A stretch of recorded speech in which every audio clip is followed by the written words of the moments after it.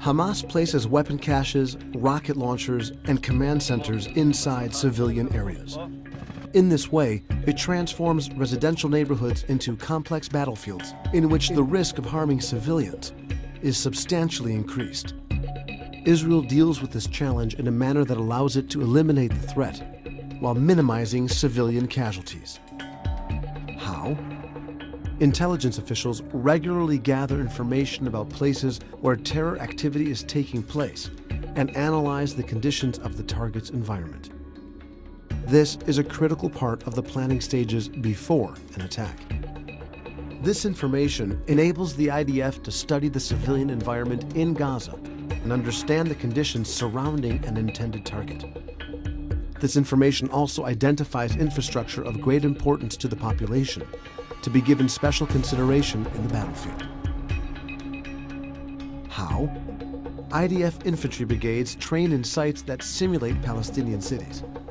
This way, they learn to face the challenges they'll be forced to confront in the fight against terrorist organizations such as Hamas, which exploits the civilian environment for its terror activity.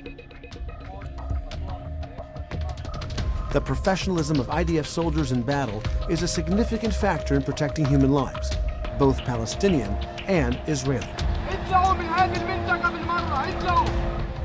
During Operation Protective Edge, IDF forces confronted armed terrorists who ambushed soldiers in booby-trapped houses. In these cases, the IDF was forced to use artillery against terrorists in order to protect the lives of its soldiers. ברוב הזמן הפעלנו אש מרחוק כדי לסייע לכוחות בהשמדת מנהרות התקפיות.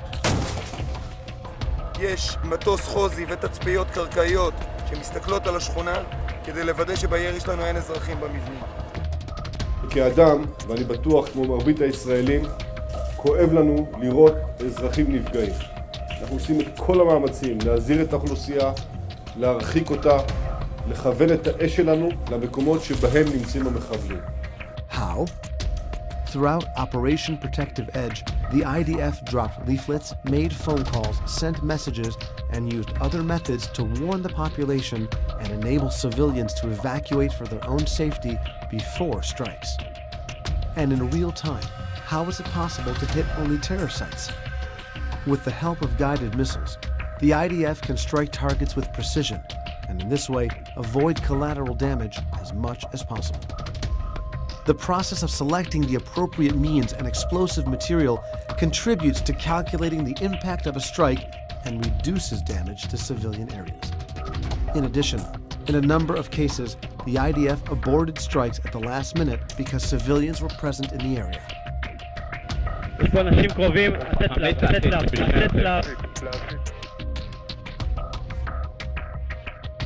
Hamas's cruel methods, which forced the IDF to contend with the challenge of limiting civilian casualties, didn't stop it from upholding its ethical code and international law, which guide its actions in combat.